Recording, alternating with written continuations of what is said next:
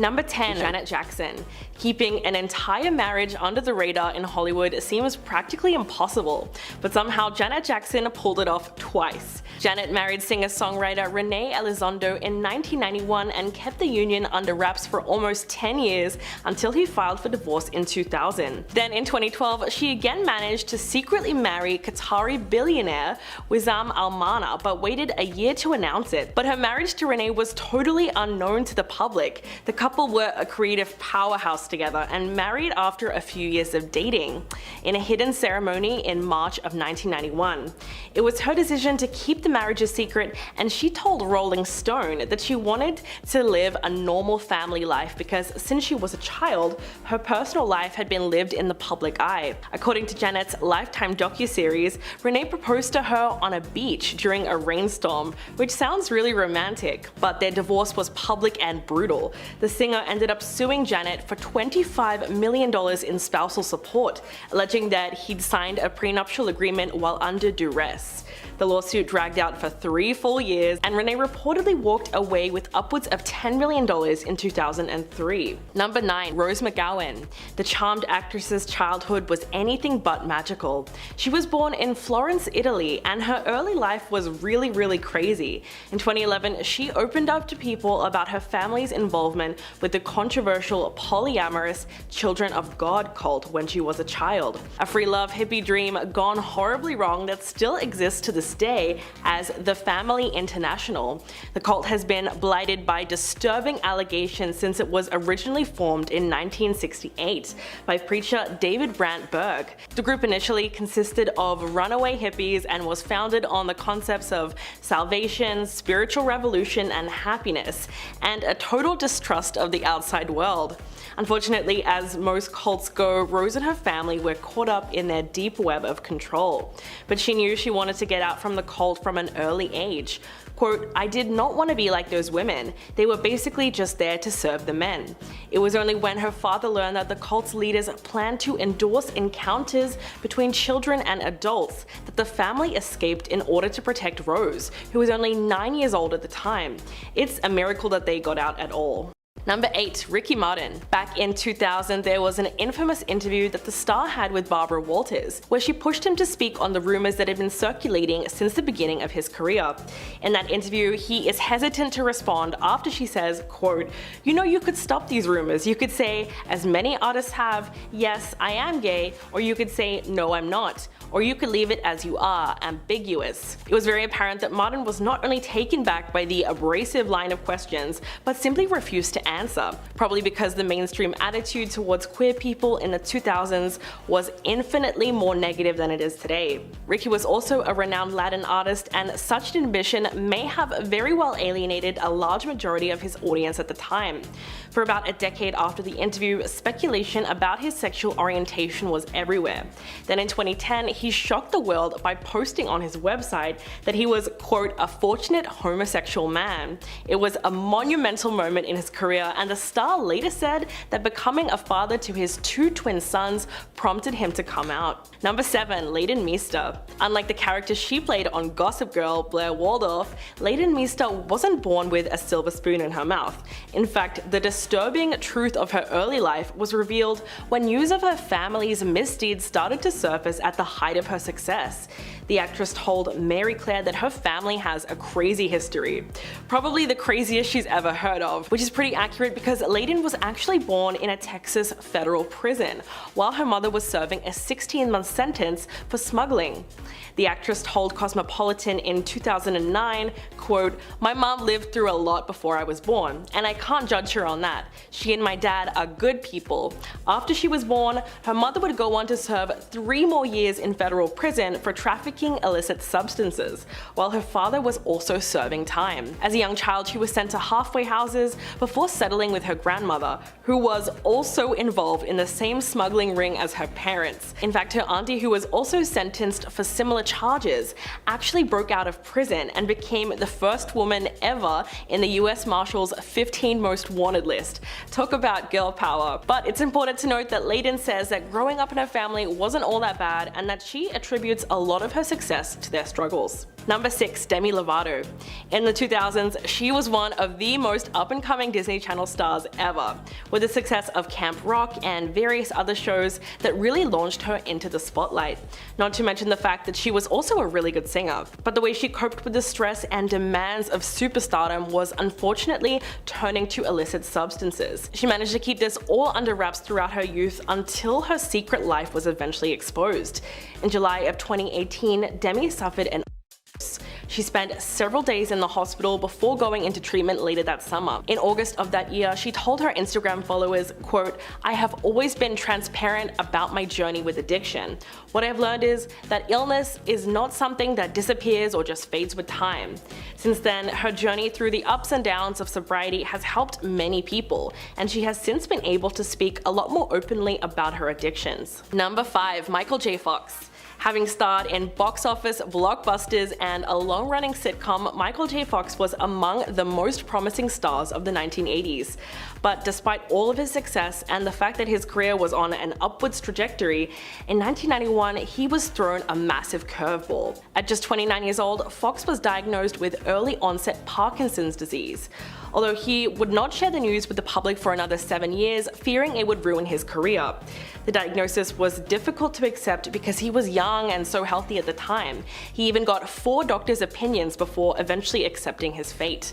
All the time, Fox kept his condition out of the spotlight. He was both suffering and learning about the disease while his acting career was greatly affected. Then, much to the world's shock, the actor decided to go public with the news in 1998 before eventually becoming a strong advocate for Parkinson's research and making an acting comeback. It was a secret that he kept in for such a long time. It must have been incredibly freeing when he was finally able to tell the world. Number 4. Lance Armstrong. Some people have called this the biggest sports scandal in history. Lance Armstrong was the best pro cyclist at one point in time. The American won the sport's most prestigious event, the Tour de France, 7 consecutive times from 1999 to 2005. But he was holding in an explosive secret that would tarnish his reputation forever. In 2012, Armstrong denied that he ever relied on performance-enhancing substances, calling the allegations against him outlandish and heinous. But when the US anti-doping agency released compelling evidence, his web of lies started to crumble. He eventually admitted to Oprah Winfrey in 2013 that he did in fact cheat and stated that his mythic perfect story was one big lie. What's more, Armstrong insisted that he never even felt bad or felt it was wrong when he used the performance-enhancing substances.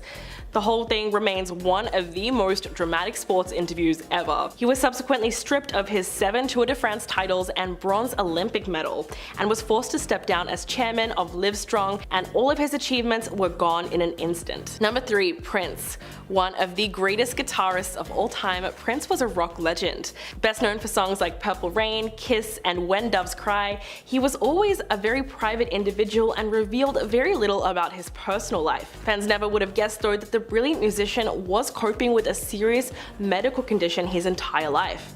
But all that changed in one 2009 interview when he revealed to a talk show host that he had had seizures as a child and that his parents struggled to handle it. He went on the PBS show with Tavis Smiley and said, quote, "I've never spoken about this before, but I was born epileptic, and my mother and father didn't know what to do or how to handle it, but they did the best they could with what little they had.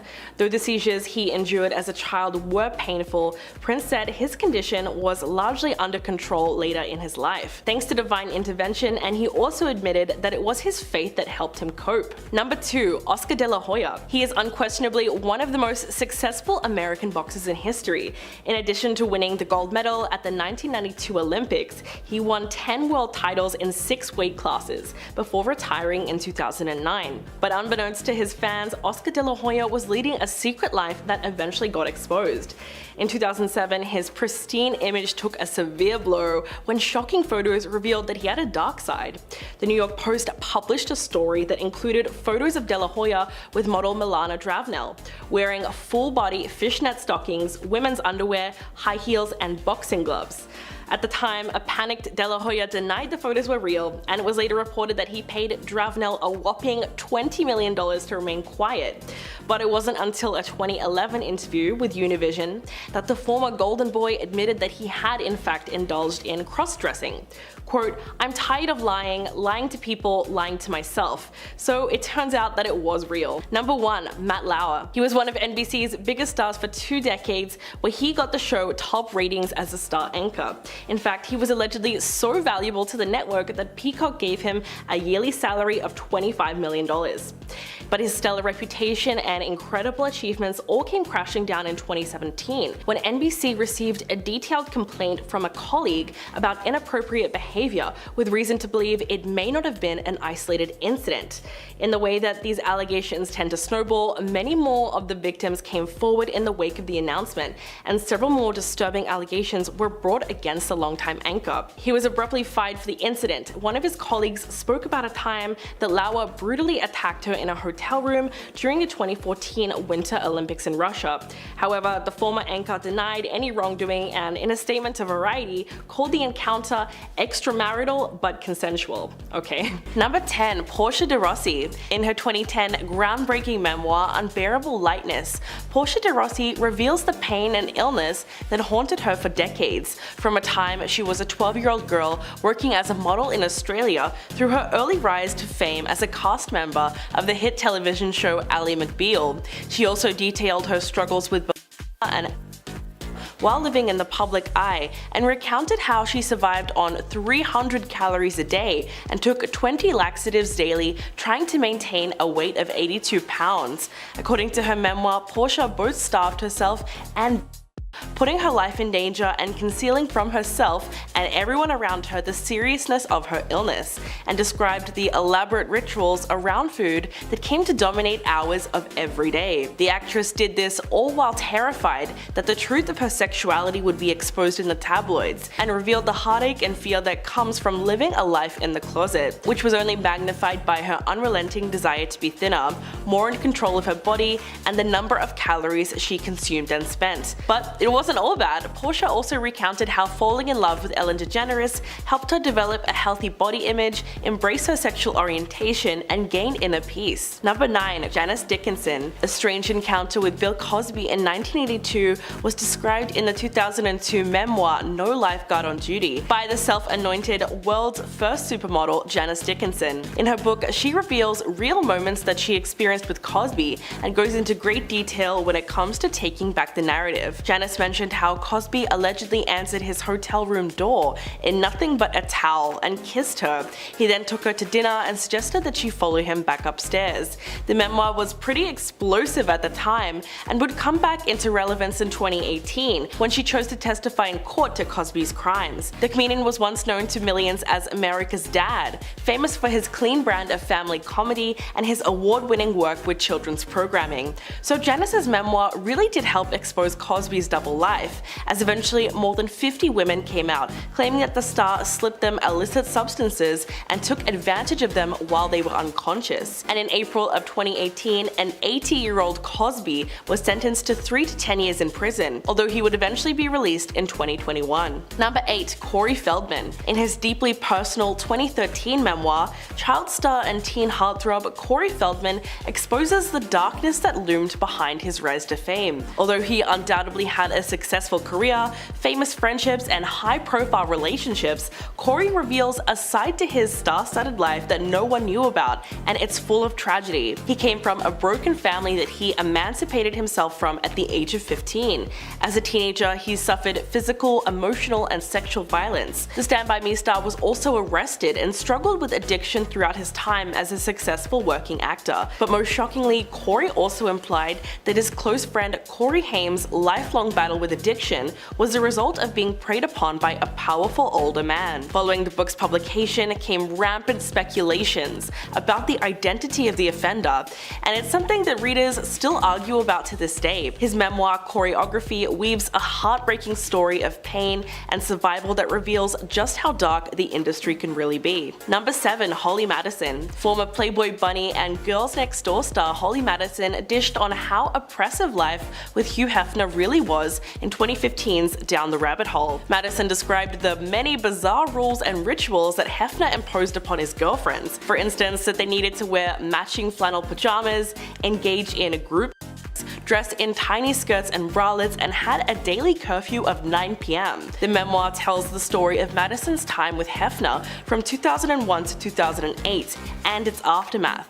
She goes into great detail about the reality of her life behind the cameras, how her depression in the Playboy mansion reached harrowing depths, yet she felt trapped there. She also opened up about her unwillingness to admit to anyone how sad she really was, and Hefner's emotional control over her. The book also explores her time on the reality show The Girls Next Door and the weirdness that was pop culture in the early 2000s.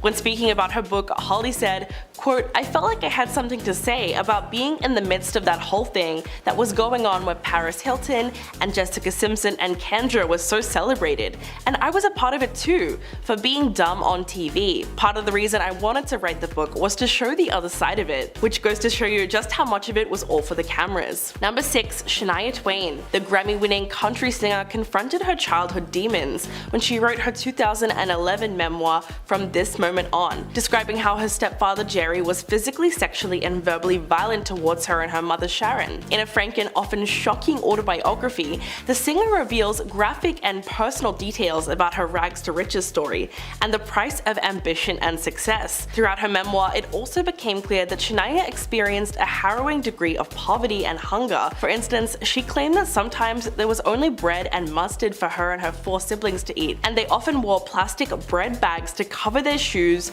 to protect their feet during winter, and regularly went to school without lunch. The singer also had to deal with a double betrayal in her life. She wrote about the heartache that she went through when she found out about the affair between her husband of 14 years, Robert Lang, and her best friend. As a result, Shania became so distraught that she literally lost her voice to spasmodic dysphonia, which left her unable to sing. So her memoir explores how she worked through all that heartbreak. Number 5. Sharon Stone. She became a Hollywood icon and a household name after her role in Basic Instinct, and in a 2021 memoir, The Beauty of Living Twice, she finally reveals the vulnerability behind her femme fatale persona. She goes into great detail about her experiences in Hollywood, like how she was tricked into that famous shot in Basic Instinct, and ill-equipped for fame when it finally came to her. She was also routinely taken advantage of in the male-dominated film industry. She claims that the filmmakers were not entirely honest about what they captured with the camera, and so they didn't have her complete consent to put that scene in the film. Quote, "I do think we have to create a think tank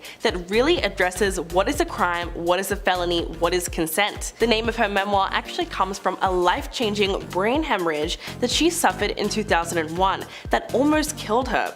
It left her without the basic ability to function, and she ended up losing her family, her career, and a huge part of her life, which she had to start again from the ground up. Stone also talks about how she went through a childhood of and violence to a career in an industry that actually brought back a lot of those memories for her. Although in Hollywood, it was all hidden under the cover of money and glamour. Number 4. Leah Remini. A former longtime Scientologist, King of Queens star Leah Remini opened up about her experiences in the church in her 2015 memoir, Troublemaker. As a teenager in the church's Sea organization, Remini said that she was reprimanded for sunning by the pool at the Scientology-run Sandcastle Hotel in Florida, and as a punishment was taken out to sea on a boat, thrown overboard, and nearly drowned by a group leader. Not only that, but she was also once fined $40,000 after confessing to stealing food from the headquarters 20 years earlier. In her memoir, Leah also made some shocking allegations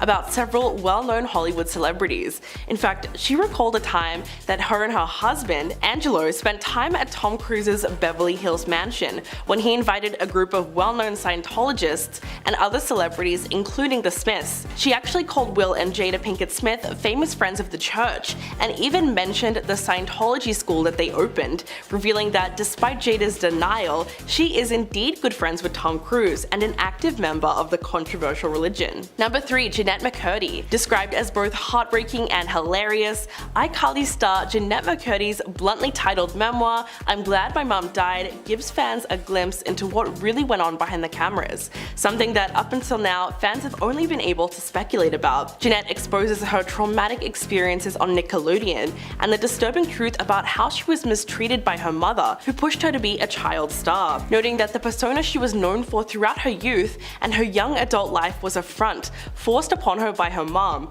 who, in addition to everything else, was extremely physically inappropriate with both her and her brother, even when they were teenagers. Jennette also discusses the perils of young fame and reveals that she developed anorexia as a child, and talks about why she ultimately quit acting altogether. She also details numerous instances where she felt exploited as a teen actor, both on and off set. The actress refers to the person behind the demands as simply the creator throughout the memoir, never naming them. She simply describes them as mean-spirited, controlling, and terrifying, calling a time when she was filming an episode of iCarly that he insisted that she wear a bikini instead of a one-piece swimsuit which she preferred. The revelations in her new book are absolutely shocking, and they really expose the traumatic experience of being a child star. Number 2. Christina Crawford. At the height of her fame in the 1940s, Joan Crawford had a considerable reputation to uphold. She won a 1945 Best Actress Academy Award for the lead role in Mildred Pierce. She lived in a beautiful house in Brentwood, LA, and used her wealth to adopt and raise 4 children, including Christina Crawford. For all of this, Joan was celebrated in the public eye and had extensive magazine spreads about her happy family life. But to her daughter, the facade was a complete lie, and eventually her frustration at the discrepancy between her mother's private existence and her public reputation bubbled over. In 1978, she published Mummy Dearest, which told the truth about her mother's character, that she was a sadistic perfectionist. It was the first tell-all celebrity memoir to talk so openly about childhood, and subsequently was a worldwide sensation upon its release. In fact, it stayed at the top of the New York Times bestseller list for 42 weeks, and even resulted in the 1981 film adaptation starring Faye Dunaway that would go on to become a cult hit. To this day, most people associate Joan Crawford with that infamous scene where she launches into a vicious tirade after discovering Christina's dresses were hung up on wire clothes hangers. So it's safe to say that her reputation never recovered. And coming in at number 1, Rose McGowan. In her 2018 memoir Brave, the outspoken actress takes readers behind the scenes of her life in Hollywood, where she has become known as one of the fiercest and realest women fighting to expose the ugly truth about Harvey Weinstein and the systematic misogyny that has defined the industry for so long. The most outspoken of all of Weinstein's accusers, McGowan opens up about when she first met the movie mogul at the Sundance Film Festival, but only refers to him in her book as the monster. She was at the premiere of her 1997 film Going All the Way when he sat behind her. The next day she was sent to his hotel room, where the two talked about films and her acting goals. But as he walked her out, McGowan writes that he pushed her into his bathroom, forcibly backed her into the wall, and ripped off her clothes. But most shockingly, after the incident, the actress was driven to a photo op with her Phantoms co-star Ben Affleck. When she told him what happened, he simply said, "Damn it, I told him to stop doing that." Her memoir couldn't be more relevant to current events, as to date, 84 women have come forward with allegations against Weinstein, and he is currently serving a prison sentence of 23 years. At number 10, we have Chris Pratt. Chris Pratt had several odd jobs before he made it as an actor. While Chris spent some of his time living in a van in Hawaii, the star could be found working as a babysitter, a server, lawnmower, and he was also a stripper. Chris would tell BuzzFeed in 2013 that being a stripper allowed him to be free and to make money while he was doing it, and he was never embarrassed about being one. After all, he did get his job at the age of 18 after he auditioned to become one. He also revealed that he even stripped at a grandmother's birthday party for $40 back in the day, and while the star has gone to call himself an average dancer, the grandmother definitely appreciated the gesture. At number 9, we have Channing Tatum. Now, fans of Channing Tatum are aware that the actor was an exotic dancer before he starred in movies like 21 Jump Street and Step Up. Before Channing rose to fame, he used to perform at a strip club in Tampa, Florida. A video sold to US Weekly in 2009 showed Channing dancing for guests who were clearly pleased. In 2011, Channing would sit down in an interview with GQ, and he would explain that he was never ashamed, nor did he regret one thing about being a stripper back in the day. He also states that he doesn't miss anything about stripping. The star would strip in front of 25 girls and said there was nothing glamorous about it whatsoever. However, Magic Mike would definitely prove prove otherwise. Are you enjoying this video so far? If so, don't forget to give it a thumbs up and subscribe to the channel. And number 8, we have Courtney Love. Courtney Love earned her success as a solo artist as a lead singer and guitarist in the 90s rock band Hole. Aside from being married to Kurt Cobain, Courtney was popular for releasing hits such as Malibu. However, while most know Courtney for her hit singles, many don't know that Courtney used to work at Jumbo's and Seventh Veil as an exotic dancer. The singer used to make around $300 a day, and she would be able to use her earned money to help her fund her band. However, the singer has stated that due to low income, that she did have to be extremely financially savvy before she was able to make it as an artist. At number 7, we have Cardi B. Now, if you search Cardi B on the internet, it will give you endless results about her career and how she started. However, it's clear that this star is definitely living her best life, and we're all here for it. Her hit song, Bodak Yellow, definitely didn't make it a secret that she was actually a stripper before she decided to change her career path to become a musician she is today. At the age of 18, after losing her job, the star decided to become an exotic dancer after the person firing her told her to do so. When she started, she knew she was going to make money and that the career was going to pay more than any other. The star would then quit dancing by the time she was 23 and would then become a global icon in rapping. At number 6 today, we have Azelia Banks. Rapper, singer, actress, and writer Azelia Banks began her career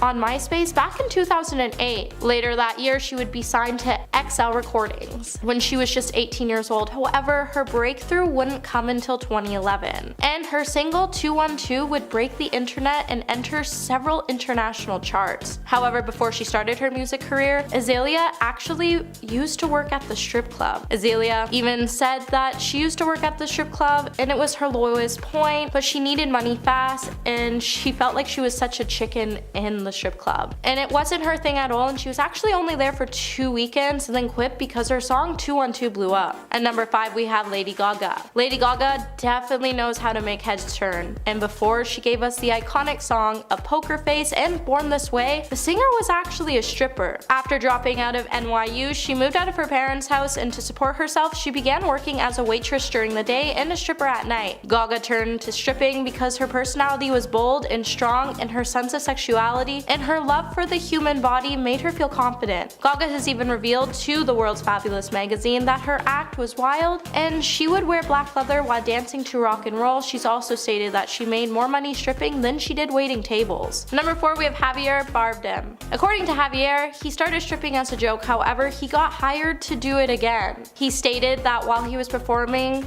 it was a disaster and his mother and sister were out in the crowd to support him. On Ellen, Javier would say that he was 20 at the time, and after he got hired to perform, he was so nervous that he called up his mom and sister to accompany him to the club. When it was time for Javier to perform, he stated that there was only 3 people in the club. He was embarrassed, however, since he was a performer and he gave his word to do the show, he ultimately decided to do the show and became a stripper for the day. At number 3, we have Amber Rose. While some celebrities decide to brush their past right under the carpet, Amber Rose has always chosen to speak her mind away about them. One career Amber has always been very vocal about is the fact that she used to be a stripper. In an interview, she even claimed that she had some of her best times in her life while she was an exotic dancer, and she's even given some words of wisdom for anybody looking to join the field. The multi-talented singer has suggested that as long as anybody's looking to get into the field goes in with their heads up, stays sober, and focuses on making money, then the job will be like any other. She's also advised that anybody who's comfortable with their body should give it a try right away. After stripping, Amber would then move on to modeling and then to acting.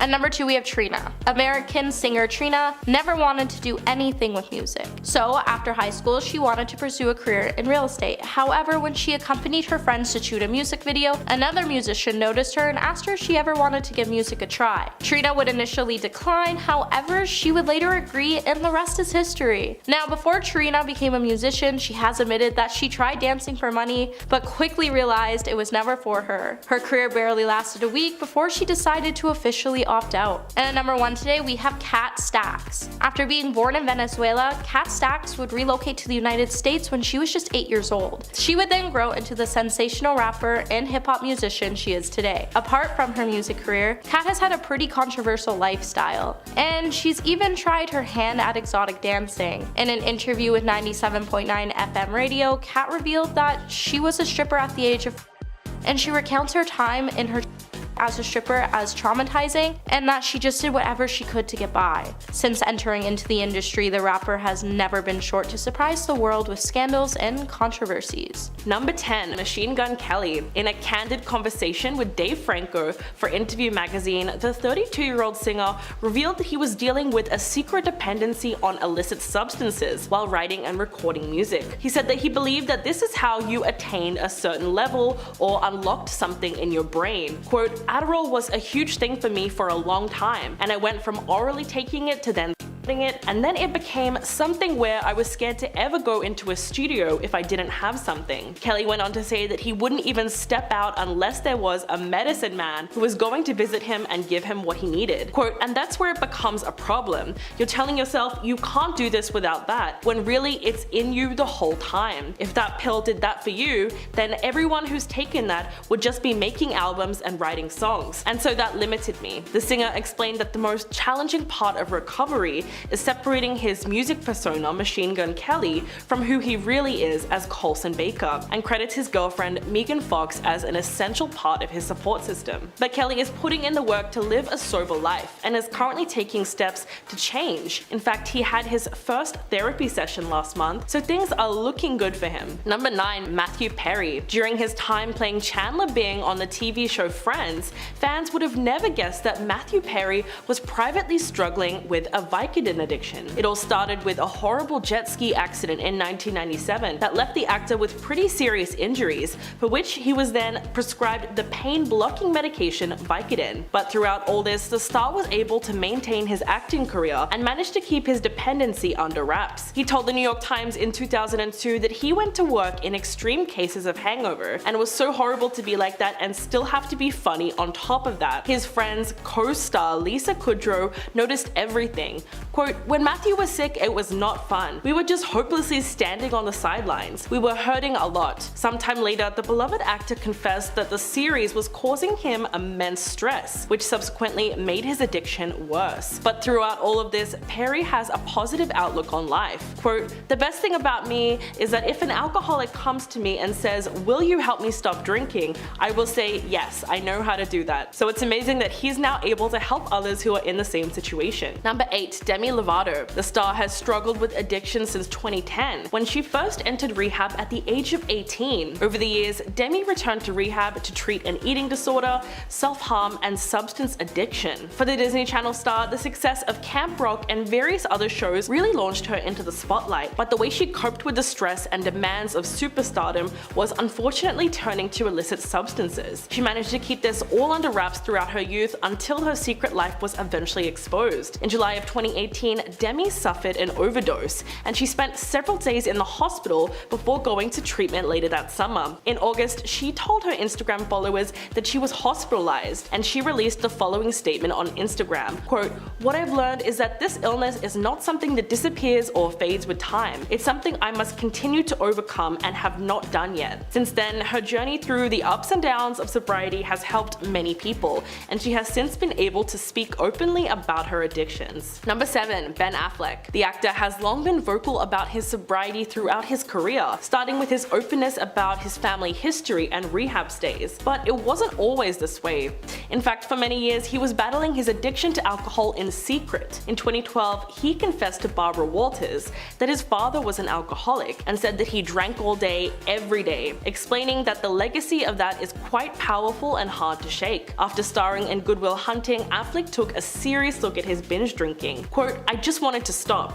I started regretting some things I did when I was drunk. It's funny to be obnoxious or out of control. I have almost no inhibitions, so it's dangerous for me. But it wasn't until 2001 that the actor actually sought treatment for his alcoholism. He has since been to rehab multiple times and has been in recovery ever since. Things have been going well for the actor recently, but recovery can be an uphill battle, and Affleck suffered another setback in October 2019, 2 months after celebrating 1 year of sobriety. sobriety when he was photographed leaving a Halloween party intoxicated. But in January last year, he revealed on the podcast Awards Chatter that he feels very good despite having slips here and there. Number 6. Jamie Lee Curtis. It was 1998 and the iconic Scream Queen was cooking dinner for her and her 2 children in her LA home. And doing what she usually did, Jamie reached into her pants pocket and scooped up 5 Vicodin and swallowed them all at once with a swig of wine. But she didn't realize that a friend who was staying at the house was watching her from a doorway and she was caught red-handed. Quote, "The jig was up. Now I knew someone knew. I had been nursing a secret Vicodin addiction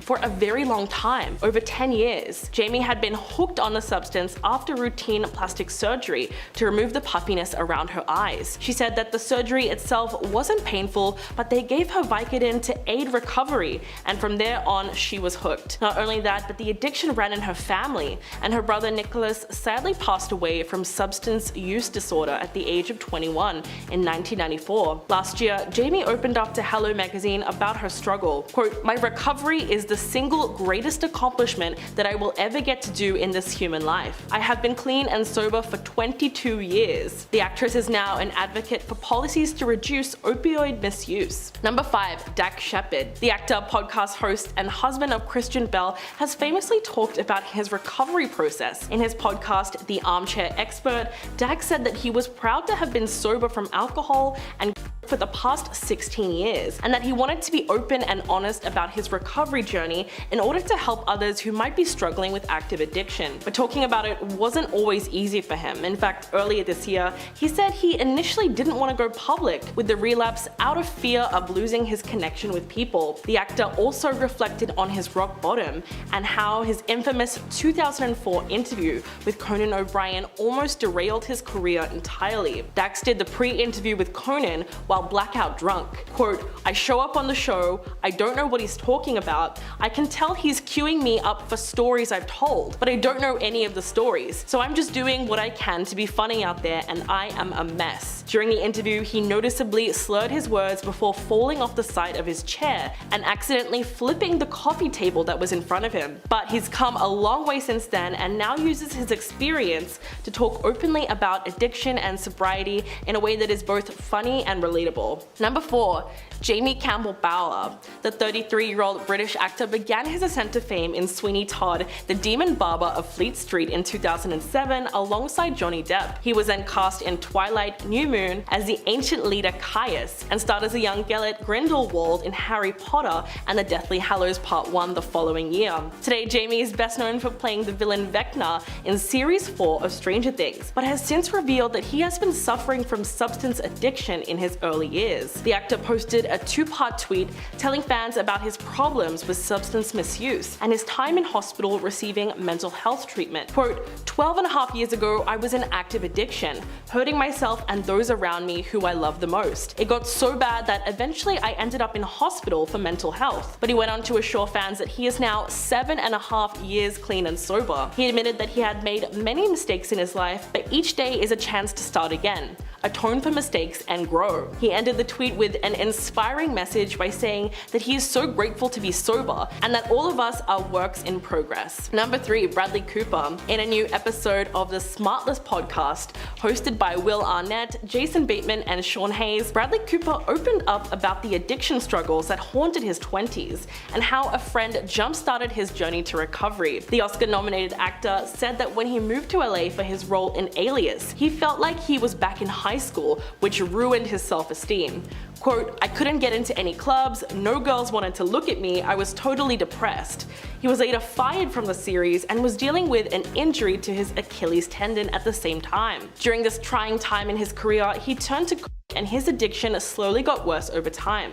It was only when Cooper went to a dinner party with Arnett when he was 29 that he realized he had hit rock bottom. Arnett, who was essentially his hero, called him out for his rude behavior during the party, and then the actor had a light bulb moment and realized that he had a problem with illicit substances and alcohol. Then between the ages of 29 to 34, the actor worked really hard at sobriety and had an ongoing journey of self-acceptance thanks to therapy. Number 2. Travis Barker. The Blink-182 drummer was in a horrific plane crash in 2008 that killed everyone on board except for him and one passenger.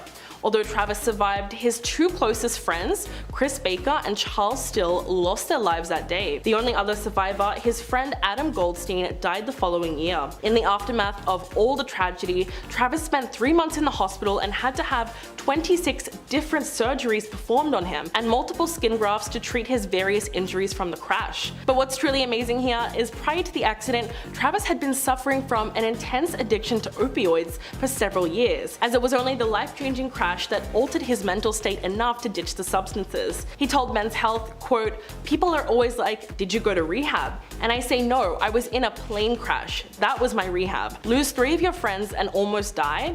That was my wake-up call. If I wasn't in a crash, I would probably never quit." Travis said that he used to smoke an excessive amount of a certain leafy green substance and used painkillers as a method of coping with his fear of flying that he developed osteoporosis. In fact, in the hospital for 11 weeks following the crash, Travis frequently regained consciousness during surgeries because his opioid tolerance was so high. And coming in at number 1, Robert Downey Jr. The actor is now one of the most notable and inspiring cases for sobriety. Robert Downey Jr. has had a phenomenal Hollywood comeback story and is now one of the most bankable and highly paid actors in show business, starring in blockbuster comic book films like Iron Man and in the Avengers, but the actor spent most of his early career under the influence, leading to high-profile arrests and a string of rehab visits. His addiction started during childhood and was allegedly encouraged by his father, Robert Downey Sr., who also had a substance use disorder and allowed his son to try a leafy green substance at only 6 years old. According to a 1996 People article, the illicit substances actually facilitated an emotional bond between the two, and so for years, addiction was incredibly difficult for Downey Jr. to break away from. It was only when his wife, Susan Downey, revealed in 2003 that she gave her husband an ultimatum that he decided to quit for good. And apparently, it stuck, because 10 years later, in an interview with Daily Mail, the actor credited a combination of 12-step programs, yoga, meditation, and therapy for keeping him sober. Number 10, iCarly's stunt double. If you want to know something that proves the people at Nickelodeon only care about money, I've got a scandal for you that was almost swept under the rug entirely. In 2014, a stunt woman from iCarly claimed that the production ruined her career by recklessly dropping her from far too high above the ground, causing some really gruesome injuries. In a stunt gone wrong, Katina Waters was supposed to be dropped slowly down from the ceiling for an episode of iCarly in 2011. She was supposed to be slowly lowered to the ground while still attached to a wire. Instead, she claims that the person operating the descender machine dropped her without warning and she crashed to the floor. The medical consequences of the incident were pretty horrific. It caused severe injuries to her leg, including fractured bones and torn ligaments. But the long-term effects on her health were even worse for her career.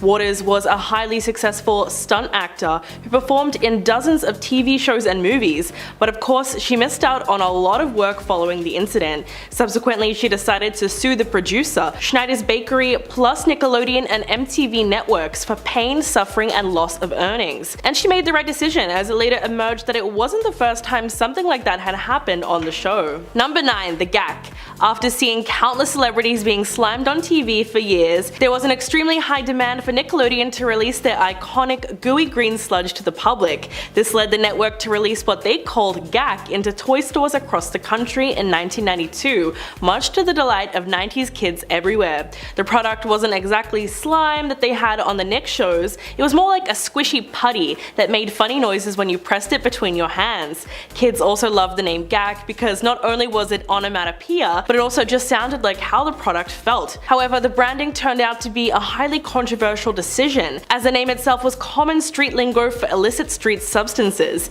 In fact, it was literally a term for the substance that goes onto a spoon. The story goes that while someone on the Nick crew was working with the then nameless slime one day, they nicknamed it GAC, which became a naughty inside joke on set because of its meaning. Game show host Mark Summers was in on the joke too and eventually started saying it live on air, but Nickelodeon's marketing department allegedly had no idea and just cluelessly went along with it. Number 8, the voice of Dora. The network had a really big mess on their hands when Caitlin Sanchez, the teenager who starred on Dora the Explorer until she reached puberty, alleged that when she made the deal with Nickelodeon to voice the iconic character, she was given just 22 minutes to sign the contract without an experienced lawyer. The young star did so under duress, with the alleged promise that she'd receive residuals residuals for her work, plus money from merchandising. This was in 2007, years before Dora the Explorer was established as an $11 billion global brand. So in 2010, Caitlyn sued Nickelodeon and MTV networks for making her sign what she believed was a terrible contract that conned her out of millions, specifically citing unpaid work hours, as well as being paid only $40 for promotional appearances. The legal battle made headlines throughout the world thanks to statements made by Caitlyn's attorney that if Nickelodeon refuses to pay up by a certain date, he would expose their humiliating secrets. But the young voice actor ended up settling for $500,000, but then tried to re-sue because she and her family thought that the lawyer acted fraudulently and didn't tell her that most of the settlement would be eaten by taxes and lawyer fees. But to fans, the whole settlement just proved that the network certainly had something to hide. Number 7. Chris Savino. Once it was exposed, the massive scandal that was a PR nightmare for Nickelodeon was akin to the network's own version of Harvey Weinstein. In 2017, Nick was forced to fire one of its most prominent showrunners, Chris Savino, over allegations made by at least a dozen women. Savino, who has been in the business since the early 90s, previously worked on such animated shows as Dexter's Laboratory and the Powerpuff Girls, and was the creator of Nick's second highest rated kids show at the time, Loud House, which centers on a boy's life while dealing with a house full of sisters. According to Cartoon Brew, as many as 12 women came forward to accuse Savino of predatory behavior, including unwanted sexual advances and threats of blacklisting after the relationships with co-workers had ended. What's even more disturbing is that the site said that the reports date back at least a decade. One woman said that she didn't accept an offer to work at Nickelodeon simply because Savino worked there. She alleged that when they both worked for Disney, he sent her explicit text messages and photos, and once offered her a job in exchange for inappropriate things.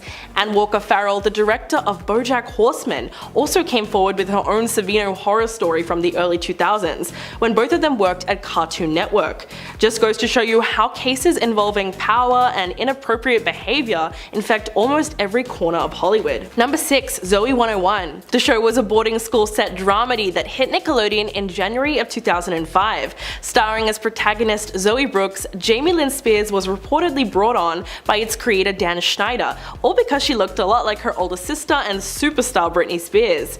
But little did fans know there was actually a scandal brewing behind the set, as its star was just 16 when she fell pregnant, which would have been a bombshell for the very PG show. In her memoir, Things I Should Have Said, Jamie Lynn Spears confessed that her team decided that her pop star sister should not be told about her pregnancy because it was too risky. Quote, "The entire Spears team was already caught up in my sister's PR difficulties, and everyone around me just wanted to make this issue disappear." From there, her family and management pulled her out of school until they could figure out what to do next, and even took away her phone for fear that the news would get out. As a result, the actress said that even her father stopped talking to her. But once the news was released, Nickelodeon immediately released a statement saying, "We respect Jamie Lynn's decision to take responsibility in this sensitive and personal situation." And after wrapping shooting for the 4th season of Zoey 101, the network cancelled the series altogether. Number 5. Jason Biggs. In the early seasons of Teenage Mutant Ninja Turtles on Nickelodeon, Jason Biggs could be heard voicing lead turtle Leonardo, but scandal quickly erupted at the network when it was revealed that his social media activity was offensive enough that there were many calls to Nickelodeon to protest his involvement with the show. So in 2014, after only 2 seasons, he was ultimately replaced by Seth Green on the popular series, and for a good reason. Jason's Twitter in the 2010s was a PR nightmare. In fact, there didn't seem to be any topic too controversial for him to joke about, like a Bachelorette contestant who died, a plane crash, the Pope, women's basketball, and sexually explicit comments about the politician Paul Ryan's wife. But the jokes backfired big time when the official Ninja Turtles Twitter account gave a shout out to Jason's personal account and encouraged their followers to check it out. It's safe to say that the kid-friendly and PG network is not pleased with the immense backlash that they started receiving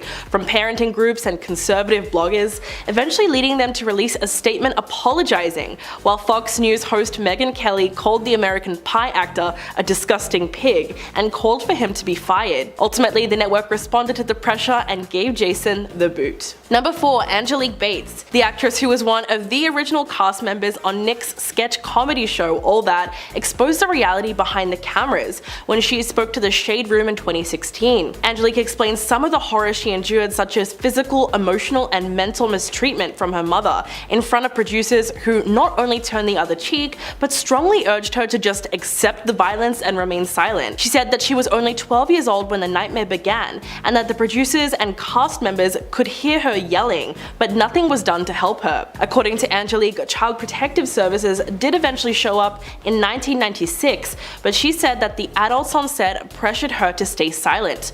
Possibly in an attempt to muddy the waters or save her own skin, Angelique's mother, Dee Bates, came forward in support of her daughter, although she tried to shift the blame onto the network. Whatever the case with her mother's questionable side of the story, the former child star also explained that she was pretty much released from her contract at age 15 and claimed that she was blackballed by the entertainment industry as a result. But to this day, Nickelodeon have never come forward with an official response to the accusations. Number 3. Victorious. Canadian actor Evan Jogia had his breakthrough role playing Beck Oliver in Victorious, but after Jennette McCurdy's bombshell allegations regarding Dan Schneider, fans really started to question whether or not he had the same experience. In a recent TikTok video, Evan admitted that he did not actually remember filming the series at all, because he was blackout drunk almost every night. Quote, "When you don't remember a single plotline to a single Victorious episode, but you do remember going out partying every night." When one fan added that the show seemed like a fever dream to her, Evan just said, "Me too, and I was there." And when another fan asked, "So Beck was hungover all the time?" he just said yes. This admission was significant because in Jennette's new memoir, she talks about the creator pressuring her to drink while she was underage, allegedly saying, quote, "The Victorious kids get drunk all the time. The iCarly kids are so wholesome. We need to give you guys a little edge." Sometime later, she claims that Schneider got into trouble with Nickelodeon for inappropriate behavior with the young cast and was not allowed to be near the actors anymore, meaning that he had to direct them from a separate control room. So it's entirely possible that he was creeping on more than just one actor. Number 2. Jennette McCurdy. The iCarly star recently released her new memoir, which has been described as both heartbreaking and hilarious. The blunt title, "I'm Glad My Mom Died," shocked fans upon its release, because it reveals what really went on behind the cameras, something that up until now fans have only been able to really speculate about. Jennette exposed her traumatic experiences on Nick, and the disturbing truth about how she was mistreated by her mother, who pushed her to be a child star, noting that her own persona that she was known for throughout her youth and her young adult life was all a front forced upon her by her mom, who in addition to everything else was extremely physically inappropriate with her. Jennette also discusses the perils of young fame and reveals that she developed an eating disorder as a child, and talks about why she ultimately quit acting altogether. She also goes into great detail of numerous instances where she felt exploited as an actor, both on and off set, describing the creator as mean-spirited, controlling, and terrifying. The former Nick star recalled a time when she was filming an episode of iCarly that he insisted that she wear a bikini instead of a one-piece swimsuit, which she was much more comfortable with. Number 1. Drake and Josh. This show was one of the most popular shows on Nickelodeon in the early 2000s. Starring Drake Bell and Josh Peck, the sitcom was one of the network's most successful projects from that time. So when the truth finally came out, fans were understandably left disillusioned and upset. Nobody knew that behind the scenes, Josh heavily struggled with addiction. Looking to feel better about himself, the actor explained in an interview that he lost 127 pounds in an 18-month time span while filming the show. But when that didn't bring him happiness, he admitted that he turned to alcohol and illicit substances for help. But that was nothing compared to the revelation that his co-star was caught grooming young fans. In July of 2021, Drake Bell pled guilty to attempted endangering of children and disseminating harmful materials to juveniles after a young woman came forward and accused him of predatory behavior. The 19-year-old, who chose to remain anonymous, claimed that he began talking to her when she was 12. The actor managed to get away with 2 years on probation and 200 hours of community service. But at 36 years old, Drake Bell's reputation is now irreparably tarnished. Well, that's all for today. Thank you guys so much for watching, and I'll catch you in the next video. Number 10. Fantastic Beasts 4. The new movie has technically already been planned by Warner Brothers, but it hasn't officially been confirmed, and the future of the franchise looks bleak, partly due to Miller's erratic behavior. Before the the release of The Secrets of Dumbledore, Variety reported that the studio was waiting to see how the 3 films were received before making the tough decision about whether or not to go forward with the remaining 2 movies. But at this time, the major Ezra Miller problem that the studio has on their hands is dampening the future success of all the DC Expanded Universe projects until a firm decision is made about how to handle the star's offset issues. The actor has starred in all 3 Fantastic Beasts films, playing Credence Barebone, and is also set to headline the upcoming Flash movie. However, due to the actor's legal woes, the filmmakers have decided to drop them in the spin-off film. And with the other controversies surrounding the Fantastic Beasts trilogy, including J.K. Rowling's anti-trans comments, it's clear that any planned sequels are more or less dead in the water. Number 9. Very first arrest. In June of 2011, Miller was a passenger in a vehicle that got pulled over for a broken brake light in Pittsburgh while shooting Perks of Being a Wallflower. Police found 20 grams of a leafy green substance on Miller, and the then 18-year-old was charged with possession. The judge was very lenient though, and after giving them a lecture about influencing the younger cast members, he let them off with a slap on the wrist and dropped the case altogether. The actor instead faced 2 citations of disorderly conduct and was ordered to pay $600. But it's clear that Miller wasn't very sorry, as several years later in 2018, they started smoking the very same substance during an interview with The Hollywood Reporter. They also went on to tell New York Magazine, quote, "It's a harmless herbal substance that increases sensory appreciation," also making it known that they first started smoking from a very young age. Number 8. Strange comments. In 2011, the star took the role of a teenage school in We Need to Talk About Kevin, which was eventually dubbed one of the most controversial movies ever made, probably because the subject matter was just so disturbing. Miller went very deep into the role of a sociopath with method acting, and the ultimate result was a character so unsettling that they said it even bothered some of their friends. Quote, "I do get a certain kind of validation and gratification from the way people will sort of approach me tentatively, with a little bit of fear after they see the film. The admission by itself is not that strange, but when you look at Miller's interview with Vogue several years later, they asked the writer if she would like to see the crossbow that their character used to attack several classmates in the same film. They apparently keep the crossbow in their house and jump at the opportunity to show it to anyone who asks them about the movie." Number 7. Failed music career. Miller's passion for singing didn't end after they began pursuing their acting career. Their band, Sons of an Illustrious Father,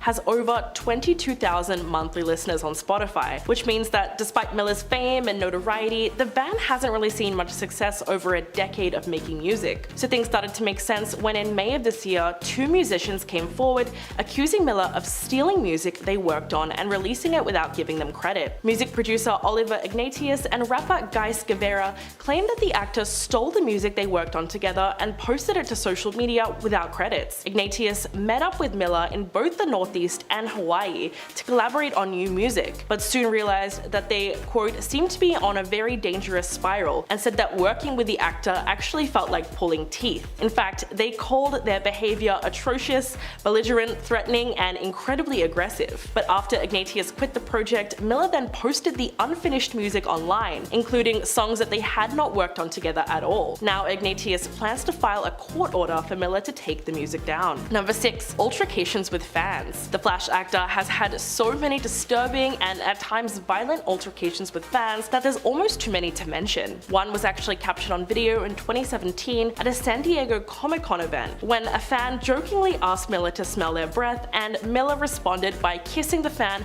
directly on the mouth, planting a big kiss on the man's lips without clear consent. The trouble is that Miller seemed to be slightly intoxicated in the video, leading fans to question if they were drunk. And in a since deleted tweet, a disturbing video shows Miller choking a woman at a bar in Iceland. The incident took place after Miller was approached by a group of eager young fans, and the actor appeared to lose their temper at the young woman for no apparent reason. She was then grabbed by the throat and thrown to the ground. But the actor seemed to have evaded a lot of heat for the altercation, as some fans claim that it's still a joke. Number 5. Vermont farm. Up until now, people have only been able to speculate about what really goes on in their Vermont farm. But recently, a new report has made headlines alleging even more concerning activity involving the actor and people that are underage. According to Rolling Stone, Miller is currently housing a 25-year-old mother and her 3 young ones at their elusive home that they share with their bandmates and friends. The report suggests that the property doubles as an unlicensed farm, which grows a certain leafy green substance and is also littered with weapons. The mother claims that the actor helped her escape the domestic violence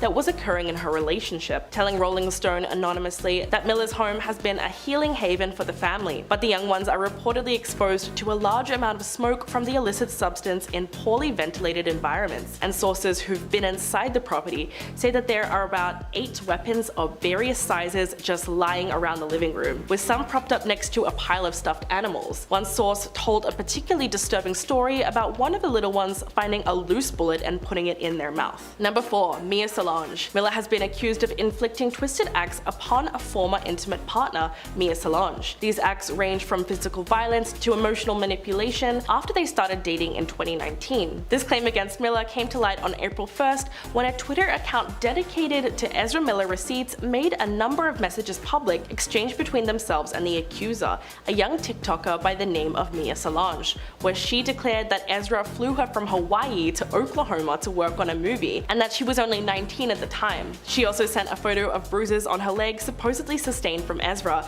claiming that he would aggressively bite her. Solange's claims against Miller would garner more widespread attention on April 23rd after they shared a now deleted video montage to TikTok featuring photos of the two, most of which were previously seen in the screenshot of their camera roll, and declared, quote, "Ezra Miller is not a good human and I can finally say so without being terrified." Sounds like it was an absolute nightmare. Number 3. Police body cam footage. A Hawaii police assistant chief recently admitted that Miller had been the source of 10 police calls in Hilo since March 7th, with complaints ranging from filming people at a gas station, traffic obstruction, and refusing to leave a restaurant. But police body cam footage has surfaced online, which really made the actor look terrible. In the video, one of the law enforcement officers is heard calling Miller sir, to which they respond, quote, "I'm sorry, I'm not a sir, I'm transgender non-binary. Please don't call me sir. If you fail to do that again, that is an act of intentional bigotry," and started citing US federal law. While asking police officers to identify themselves, the Flash star could be heard screaming requests for a full badge member and accusing the officers of touching their private parts, saying, quote, "I'm transgender, non-binary, and I don't want to be searched by a man." It was a fair request under the circumstances, but the video just made the actor look bad. Number 2. Harassment protection order. A mother and her child were granted a temporary harassment protection order against Miller in Massachusetts after alleging the actor behaved inappropriately towards the child and also brandished a weapon in a threatening manner. The Daily Beast's investigation reported that the family was at a downstairs neighbor's house on February 2nd, when Miller showed up reportedly wearing a bulletproof vest and started acting in a creepy manner towards the child. Miller allegedly told them, quote, "I've talked extensively with your child and they have a lot of power to them. At one point you're going to realize that you don't have any control over them anymore. They're an elevated being and they would be lucky to have someone like me guide them." The visiting neighbor told the outlet that Miller was especially focused on the child, allegedly pestering them with compliments, uncomfortably hugging them, and even touching their hips. When they were questioned about this, Miller reportedly blew up, opened their jacket to reveal a weapon, and started threatening everyone with it. Number 1. Cult behavior. In January, Chase Ionized accompanied Ezra Miller and his daughter, the now missing 18-year-old indigenous activist Gibson Ionized, to Oakland, California, and claimed that the actor had also brought along 2 other young women, one known as Stella Marbles and the other was Mia Solange. While at a state park, Miller repeatedly told Chase that they believed themselves to be the second coming of Jesus Christ before pulling out a firearm. This really lines up with all their other cult-like behavior, as Gibson is not the only young person who seems to be caught in their spell. Miller has just about kidnapped Gibson and has been creeping on them since they were 12 years old. The Standing Rock Sioux Tribal Court has issued a protective order against Miller,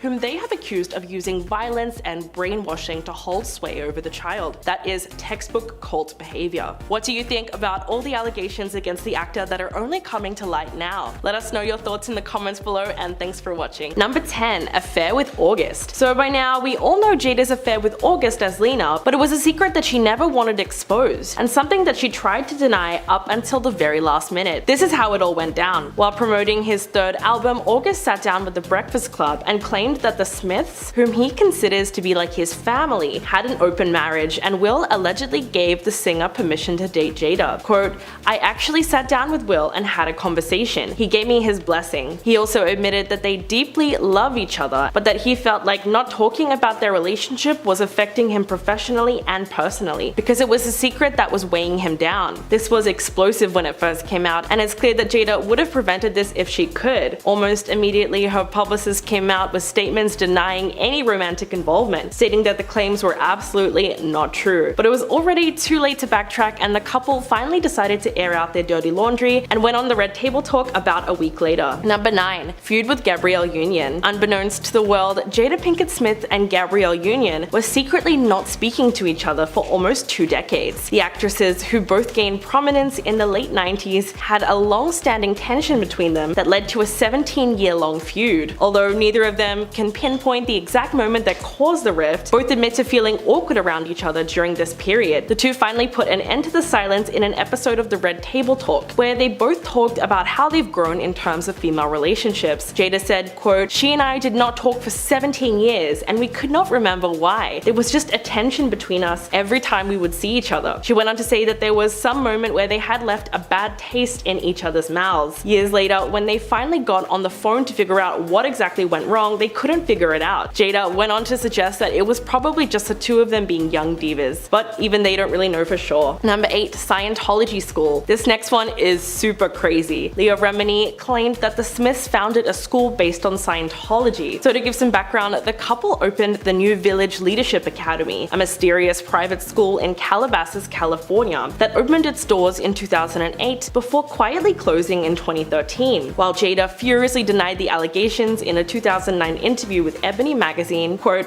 "All I can say is that it is not a Scientology school. Now, if you don't trust me and you are questioning my integrity, that's a whole different matter." But the Daily Beast actually spoke to 4 former teachers at the school who all admitted that Scientology is not only bled into the curriculum, but that it was essentially a Scientology school. Also, most of the teachers were followers of the controversial religion themselves, and there were pictures of L. Ron Hubbard hanging on the walls, who was a science fiction writer and founder of Scientology in the 70s. Not only that, but on the Academy's website, which has since been removed, it actually mentioned the study technology as, quote, "an educational model developed by L. Ron Hubbard." Number 7. Investigated by CPS. This incident was not widely known at all because it happened in 2015 when Willow was barely a teenager. Jada admitted on the Red Table Talk in 2019 that she was furious after Child Protective Services showed up to the family home to investigate whether or not her daughter Willow was being starved. It all started when a 14-year-old Willow was photographed while lying in bed next to her shirtless family friend, who was 20 at the time. While she insisted that the photo was innocent, it was definitely extremely controversial, and CPS also thought so too. So they decided to intervene after the agency received a complaint accusing the Smiths of starving their teenager. When recalling the incident, Jada admitted that it was the first time she got really furious. Quote, "I was looking at the lady and the whole time I was thinking, you could be helping so many kids right now, and you're wasting your time with a child who has everything they need." According to the actress, both Willow and Jaden exhibited passive behavior throughout the visit and said that it was like their own personal protest to being investigated by the agency. Number 6. Substance misuse. When Jada was young, she had some very real issues dealing with the addiction that came with substance misuse. She also acknowledged that she drank excessively and used all kinds of narcotics. Quote, "For me, drinking red wine was like drinking a glass of water. I drank a lot in high school, and then I went on to mix everything up." She then recalls a time that she mixed a variety of illicit substances that are a dangerous combination when used together. While on her talk show, she recounted before her mother and daughter that she was high functioning during the week and consumed almost no alcohol for several days, but spent her weekends at parties. Quote, "From Thursday to Monday morning, it was non-stop. Things went on like this for a while, until one episode that changed everything forever. It was in 1996, during the filming of The Nutty Professor, that a young Jada went to work still high off one of her partying binges, and she was in very bad condition." She went on to say that she passed out on set and told everyone it must have been from expired medication, and that was the wake-up call she needed. So when looking back on that time, she sees the whole thing as a miracle. Number 5. Marriage to Will. In December of 1997, the couple got married. A year later, Jaden, their first child, was born. In 2000, they became the parents of a girl they named Willow. Although her marriage had already surpassed 2 decades, which is a really long time when you look at other Hollywood couples, there were many secrets about their real feelings towards each other that were kept hidden from the public eye. Jada eventually confessed that at first she did not want to marry Will. She was 3 months pregnant at the time and felt that she was pressured to say I do. Quote,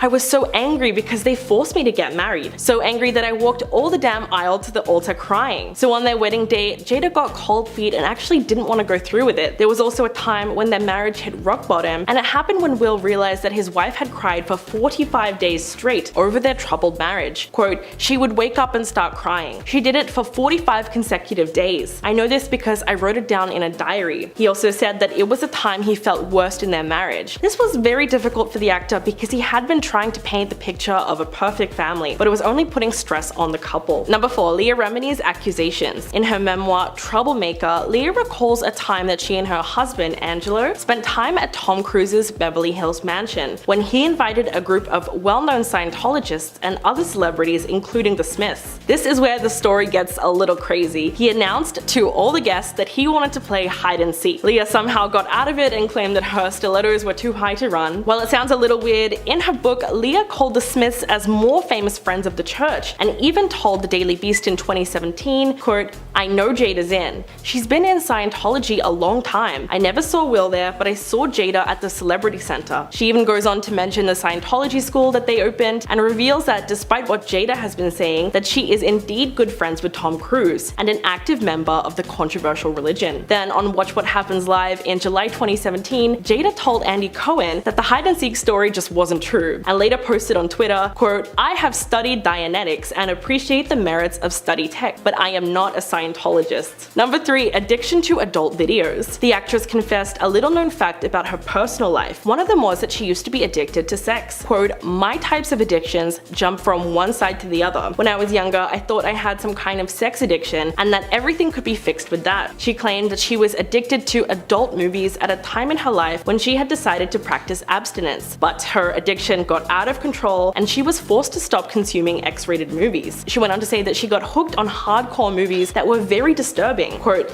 it's the behavior that's attached to it, because if you want to have a lot of sex, that's great, but why are you having all that sex? That's what you've got to look at. Jada also shared that once she took it too far when it came to pleasuring herself, and she admitted that while she was taking a break from men, she became way too addicted to doing it herself. And at her lowest, she was doing it 5 times a day, before she suddenly decided one day that it was enough because it had taken control of her life. Number 2. Issues with Chris Rock. Viewers of this year's Oscars were left completely in shock when Will infamously walked up on stage and slapped comedian Chris Rock across the face for making jokes about Jada. But what most people don't know is that the beef between the Smiths and Rock actually goes back several years, so the tension has always been there. Chris once took aim at Jada while he was hosting the 2016 Oscars, because the couple had very publicly decided to boycott the event. At the time, their protest was due to the fact that no actors of color were nominated for the 2nd year in a row. Chris said, quote, Jada boycotting the Oscars is like me boycotting Rihanna's panties. I wasn't invited. He actually said this during his opening monologue, and it really seemed to sting the actress. The comedian also took a dig at Will at the very same time. He spoke about the actor's performance in the movie Concussion, saying that it's not fair that Will was this good and didn't get nominated, then added it's also not fair that Will was paid $20 million for Wild Wild West. It was such a burn that the couple was clearly not able to shake off. The open relationship. While on the Red Table Talk, some more very questionable things came out that exposed the nature of Will and Jada's relationship. Basically, Will implied that the couple's decision to open up their marriage was Jada's idea, because she told him that she never believed in conventional marriage and that they needed to figure out how to make themselves happy individually. So it was almost like she told him that happiness can be found with other people. But Jada's affair with August started to make a bit more sense when she openly spoke about her disappointing sex life with Will. While talking with Gwyneth Paltrow, Jada outright said that keeping the spark alive in their marriage is hard, implying that although they've been married for almost 25 years, he still doesn't know exactly what she wants in the bedroom. Quote, because I think you expect your partner to know what you need, especially when it comes to sex. It's like, well, if you love me, you should know. You should read my mind. That's a huge pitfall. It must have been a little embarrassing for Will when Jada insinuated that he wasn't meeting her needs, but now it's obvious she was the one pushing for the open relationship. Number 10. Therapist notes.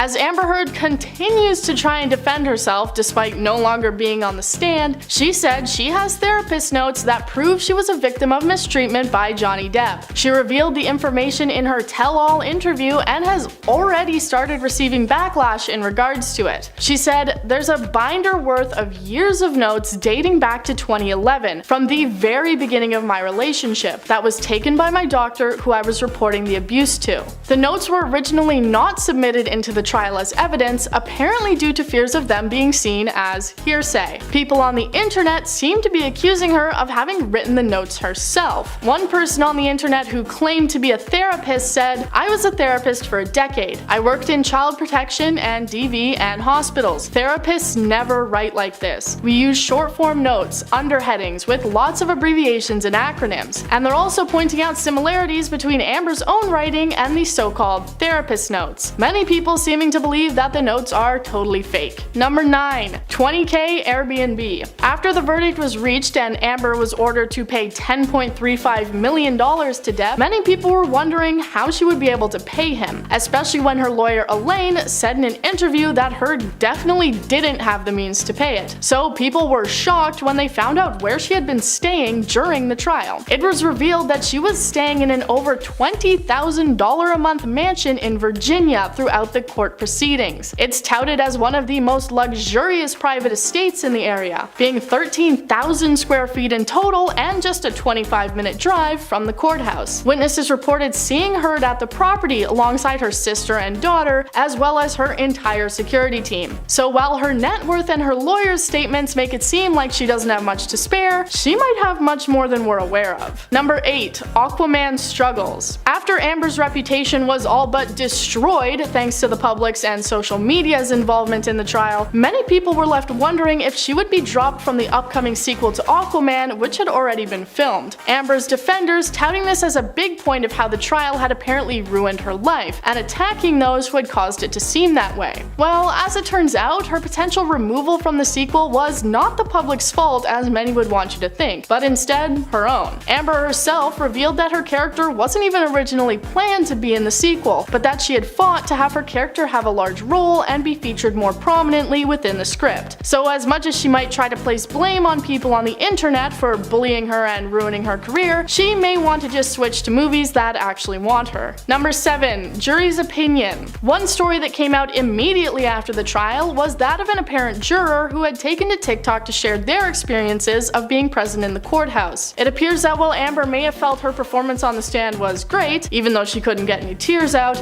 people saw right through her, and the secret's out that she's maybe not a very good actress. They said that from the very beginning, they had a feeling that something was off about Amber, and that everything she was saying just had the aura of being untrue. We all saw during the trial the way she would sniffle with dry eyes, looking towards the jury to try and gain their sympathy. But the TikTokers said that they had seen right through it, and the constant eye contact and pleading had just made them all very uncomfortable, ultimately finishing it off by saying, "Amber Heard, what a crazy woman." Even her old acting coach said that when Amber was acting, she was never able to make herself cry. Number 6. The NBC tell-all. People eagerly awaited Amber Heard's interview on NBC Dateline, where she was apparently going to reveal her side of the story. But as with everything surrounding the trial, the piece was immediately met with controversy and backlash, the majority of it coming from a small editing choice. When speaking out about people in toxic relationships, she said that they, referring to people in toxic relationships, don't have the resources you or I do, explicitly excluding herself from the group of people in bad relationships. They obviously realized their mistake, as when it was released, they edited this out, and they didn't get away with it. People said things like,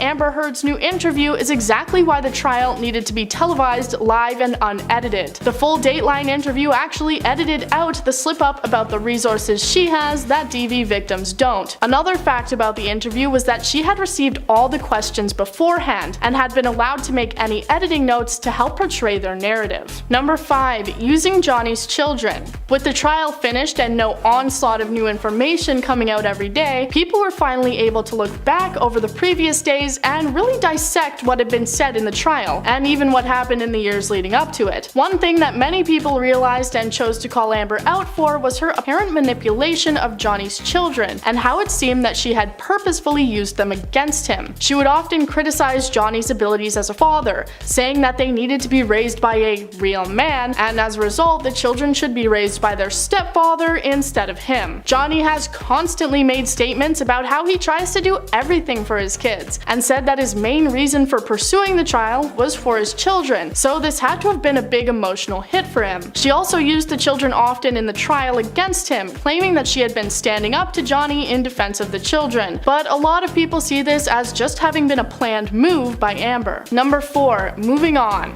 During and since the trial, Amber stated many times that she always just wanted to move on from the situation and never wanted any of it to go public. Well, secret's out, Amber. It was revealed in one of her writings that she had often threatened Johnny with a large media fiasco and constantly held the chance of things going public over his head throughout their relationship. She also constantly mocked, teased, and called him out over the years after their divorce, people citing social media posts which they believe were clearly in reference to Johnny Depp. Well, it seems like she definitely got her karma, as her threats to go public came very true, and it all turned out very bad for her. The cyberbullying and hatred that she has received online seems to just come as an unfortunate result of her getting what she wanted, that being the world knowing the truth. Number 3. Secret notebook. It seems more secrets could be coming out thanks to one trial viewer's so-called secret notebook that they auctioned online. They had a notebook that they wrote in from days 23 to 26 of the trial, which wrote down everything from jury reactions, Johnny's interactions with his lawyers, and even Amber's actions within the courtroom. The notebook seems to have sold for a whopping $14,000, with all the profits being said to be donated to a children's hospital. Let's just hope they mean donated and not pledged. As cameras can only show us so much, these writings may give us an insight into Amber and her actions throughout the trial that we outside were unable to see, though we may never find out, as the sale of the notebook came with the stipulation that it could not be photocopied or reproduced in any way. So we just have to wait and see if the buyer feels like sharing the contents with us. Number 2. Donation. One massive bombshell that actually came during the trial was that of Amber Heard's quote-unquote pledge to the ACLU. When Amber received $7 million from her divorce from Depp, she pledged to split the money between the ACLU and the Children's Hospital Los Angeles, saying that she would split the payments up over a few years. Up until the trial, they had only received around $1.3 million